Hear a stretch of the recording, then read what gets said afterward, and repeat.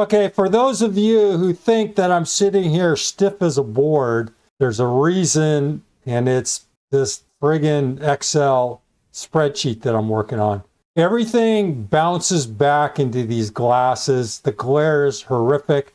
So literally, I have to look down to avoid this glare. And trust me, if you guys have an answer, please forward it to me. But generally, I like to move around, but trying to do my best to keep this glare down. Let's get back to the video. How about separate a long date to a short date or time? What are we trying to do here? Well, we have a odd looking information here, and we're going to do some conversion. If you've never heard of the date value function, I'm going to explain it. We have a time value function, might be something new. The mid function, we're going to combine those two. We're going to use the left and the mid functions to come up with another conversion. Let's get started. Brad Williams, Excel primed. How about we separate a long date to a short date or time? You may receive, or you may download or download a bunch of information that's in text form. You need to convert that over into dates. How do we do that? Well, here's the example.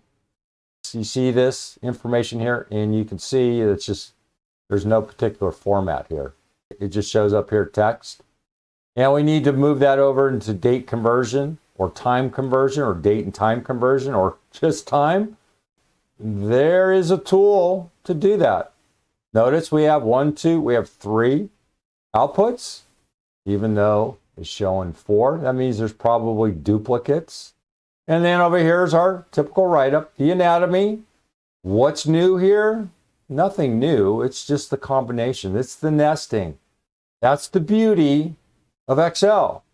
The beauty and the ability to nest to your heart's content. Now, it may not be logical, but look, you have the tools. Play around with them. Take a look here. Separate a long date to a short date. Or separate a long date to time. Or grab text and convert it over into a date. When date data from other systems imported or pasted into Excel, it may not be recognized as a valid date. Excel only interprets this information as a series of text. Over here in B5, we have a text string. To convert a date to a date time, you can separate the time into components. There is one new tool in here, and it's called date value. It converts a date stored as text into a valid date. Date value. In this example, the following formulas are used. Date value left, B510. Wow, that's a nice little combination, huh? What we're doing is we're going to grab the left function, and you remember how that works? We're going to strip everything other than the first 10 letters or characters. You want to keep the 10 letters starting left to right. And the left function does that.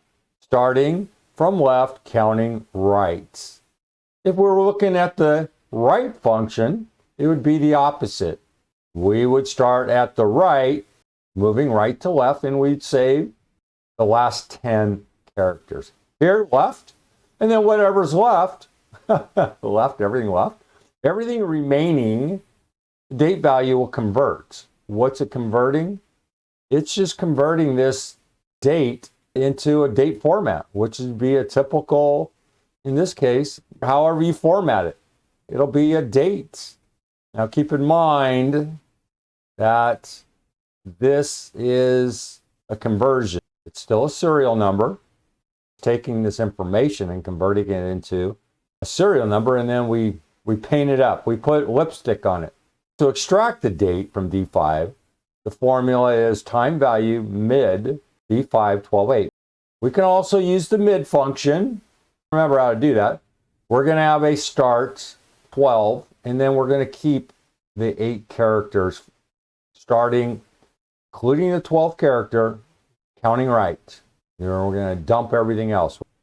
Delete or trunk everything else. To construct a date time, use the formula in cell C5 plus D5. You see this, we have this text, which is looks like a date, and the time in PST. And what we did is we separated those. We used date value, then we used time value, two new little tools that you can include, and then we add them together.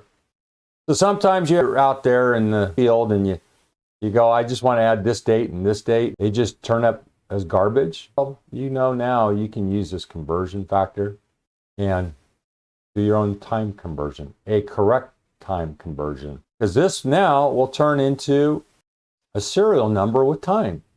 And then if we want to do a time conversion, we'll do a left and a mid of B5, a left and a mid. We're just doing the same thing here. Time value mid, and then the time conversion, left B510 plus mid B510. I'm certain if we just go that, this is going to be the exact same thing as this. Let's see. Monday, February 5th. It's not showing the time. You can see there's another way to do this. We're doing the exact same thing as this, but here we're just using the text manipulation tools. Here, I just explained the mid, I explained the left. Be sure to check out all of our Excel courses. Excel Data and Text Manipulation. We have an advanced beginners and intermediate course. Excel Essentials. This is for individuals new to Excel. We have an advanced, excellent beginners, level 1 and level 2, and intermediate level course. Excel Formulas. Formulas only. We have a beginner, an advanced, and an intermediate level course. Click on any of the links. There's a short video that explains everything about the course. Check it out. This example extracts the date. In other words, we're just adding them together. We have the left right here, the mid, the outputs. What's new here? Date value converts a date stored as text. Time value converts a time stored as text into a valid time, valid date. Left truncates. I think this language is sad at its best. I always say we're keeping everything in the number of characters. We're keeping in mid, we're keeping the number of characters. We're not extracting, we're not truncating, we're keeping characters. That's my interpretation. Truncate means you're just getting rid of everything. Truncates text a number of characters from the left. That just doesn't make any sense because we're starting from the left and counting right. To me, that means we're deleting everything. And I just think Excel needs to polish up and reword their definitions. Okay, let's take a look here. Date value, date time. All right. Left, I don't think I need to explain this again. Text, number of characters. B5, 10. How many characters do we see here? 1, 2, 3, 4, 5, 6, 7, 8, 9. That's really tough to count. So 1, 2, 3, 4, 5, 6, 7, 8, 9. There must be a space there. 2, 4, 4. Well, let's look here. Let's see if this kills the time. And it just blows everything up. Okay. Did I blow it here in my definition? Hold on, Williams. Okay, sometimes there's those duh moments. This is one of those duh moments. I'm counting the output.